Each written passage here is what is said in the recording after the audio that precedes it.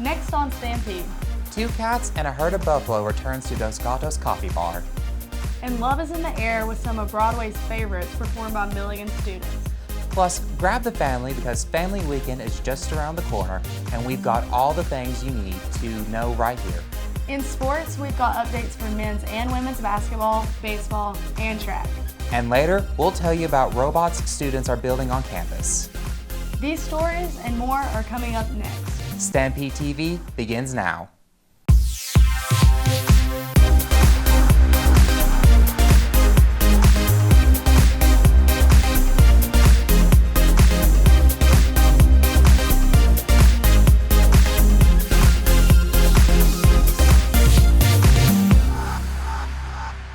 Welcome to Stampede TV. I'm Hannah Wyrick.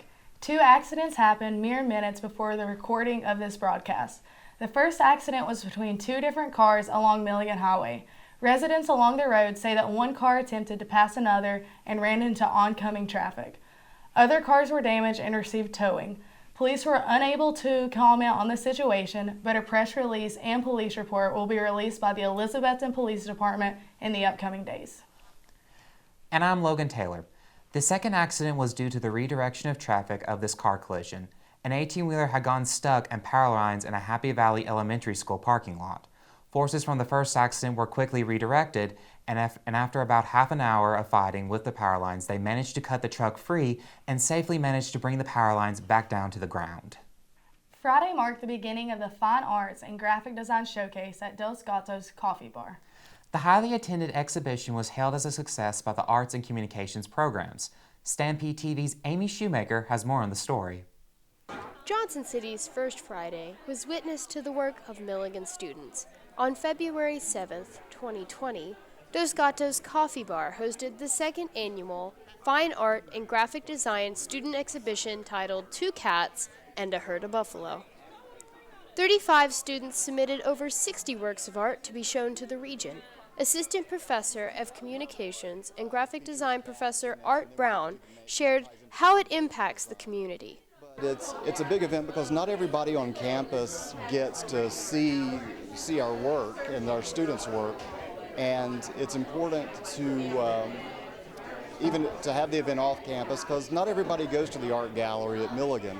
So it's important to have our work out in front of everybody, not just people at Milligan, but also just people in the region and other schools. One important aspect of the annual show is that it is student-led. The students are active in submitting, hanging, organizing, and advertising for the show. Students in the typography class and other upper-level graphic design courses create a countdown of days until the show by each displaying a number in innovative ways. The graphic designer assigned to create the lead advertisement for the show, Sydney Roten, says that she wants the poster to generate excitement. So I kind of started with sort of a collage type thing with the layering, but then I kind of escalated that to more of a line type thing with the primary colors to make it super fun and exciting for people who aren't at Milligan can kind of get excited and come see our show and get excited about it. Art Brown encourages all students to engage in the arts at Milligan. I encourage, even if they are in a major that is not art related, some of my best designers and some of our best art students are nursing majors and chemistry majors and biology majors. Political science and humanities majors Patrick Lines has been active in the arts at Milligan. His father, Kip Lines, was a former Milligan photography student. I think he'd be really grateful that the program is doing as well as it is. I know he cares a lot about the importance of the fine arts, especially in higher education, and I think this is a great sign that it's working out well. Amy Shoemaker, Stampede TV. Go online to milliganstampede.com for more on the story. This year for Family Weekend, Milligan will be hosting a much-anticipated Valentine's Weekend concert, The Love Cabaret. Assistant Professor of Musical Theater, Dr. Carrie Klofak, says the event will feature a cast of over 25 students performing a number of Broadway's iconic love songs, including selections from The Sound of Music, Hamilton, and South Pacific, and many more. There will also be a performance by Herd Mentality, Milligan's male a cappella ensemble, with a fun song from The Most Happy Fella. Overall, the concert will retain an overarching theme of romantic, friendly, and family love, suitable for all ages. This upcoming weekend, Milligan welcomes families to campus for the annual Family Weekend, an opportunity for parents and siblings to see what college life is all about. On Valentine's Day, the Milligan baseball team hosted a game against Indiana South Bend, while later in the evening, the Love Cabaret takes place in the Gregory Center. Saturday, students will be recognized for achieving the Dean's List in Seeger Chapel, while later in the day, home basketball games will be played for both our men's and women's teams, along with many other activities planned throughout the weekend for parents, siblings, and students to all enjoy.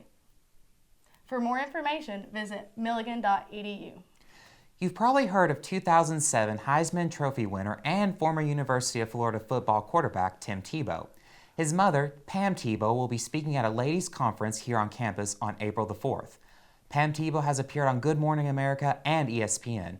She has received national awards for her ministry work. Her book, Into the Ripple, Tebow talks about the influence and power women can have on this generation. For tickets and more information on this special event, visit milligan.edu. Milligan College welcomes its new robotics club this semester as the only collegiate robotics team in the area. The robotics team will be competing in their first competition this semester. They are a collaborative group working together to come up with designs and parts to fit the criteria of the competition. Their goal this semester? Design a robot that can assist in helping to maintain waterways and keep them healthy. Teresa Carter, Professor of Information Systems, is one of the 3 professors that oversees the club's endeavors. I hope this team takes this on as a major research project and do other things with it, especially for this area on our lakes here. We need to see what we are doing with, especially where we've had all the damage to the Boone Dam. We'd like to use it out there, see what we have, see if where we have put artificial fish hatchery type into the water. We'd like to see what's happening there, if microplastics are gathering in those, if we're actually achieving what we want to achieve there. After the break, Jordan Birch joins us with sports. And he's got all the updates and scores. Stay tuned. Honey, what I think you need is a socket wrench. I played JV basketball. I'm sorry, I don't think it looks right. This is good, and it's all good, baby. Is it really all good?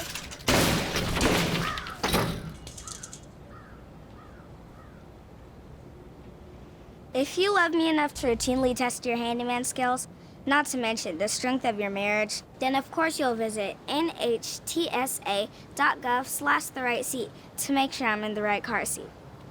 I'm gonna call my dad.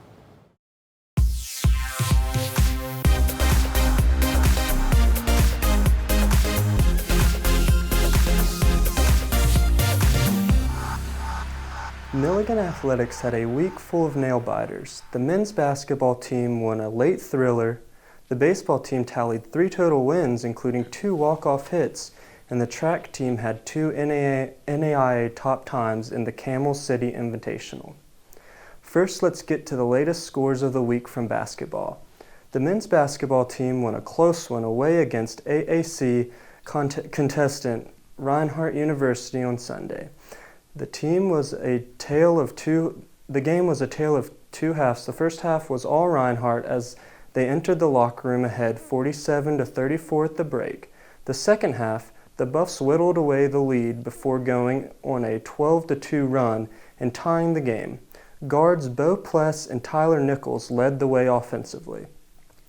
The game remained close for the final 4 minutes until senior Nathan Hastings drew a foul and made both of his free throw shots to put the game away. The final score was 74-70 in favor of Milligan. The Buffs looked to build on their momentum Wednesday against CIU. The Lady Buffs lost away this week to conference rival Reinhardt University despite a strong offensive performance.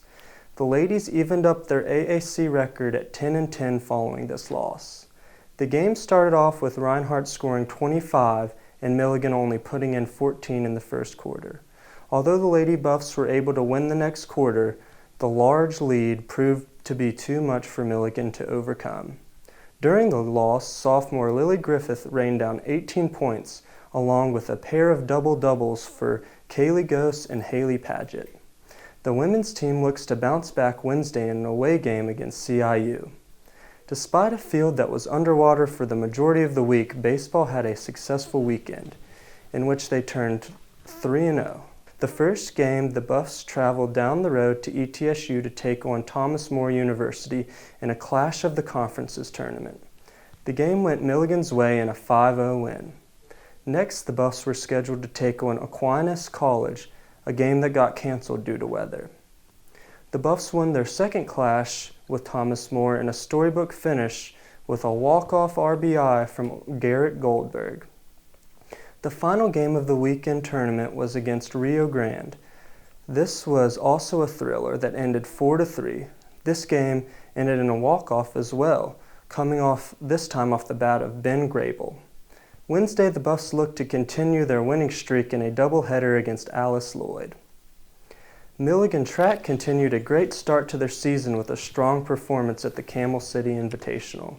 Timothy Thacker led the way with 2 NAIA best times during the meet. Teammate Rasheem Brown added a best time of his own in the 60-meter hurdles. The Buffs also had 10 total national qualifying times posted at the meet. Milligan's track team are in action again this weekend at the VMI Indoor Classic. And that'll wrap us up for sports this week. Thanks, Jordan. And that's all for this edition of Stampede TV. For the latest news information, visit us online at milliganstampede.com. Or check us out on social media. Thanks for watching. I'm Hannah Wyrick. And I'm Logan Taylor. Join us again for our next newscast on Wednesday, February the 18th. Have a great rest of your day, and God bless.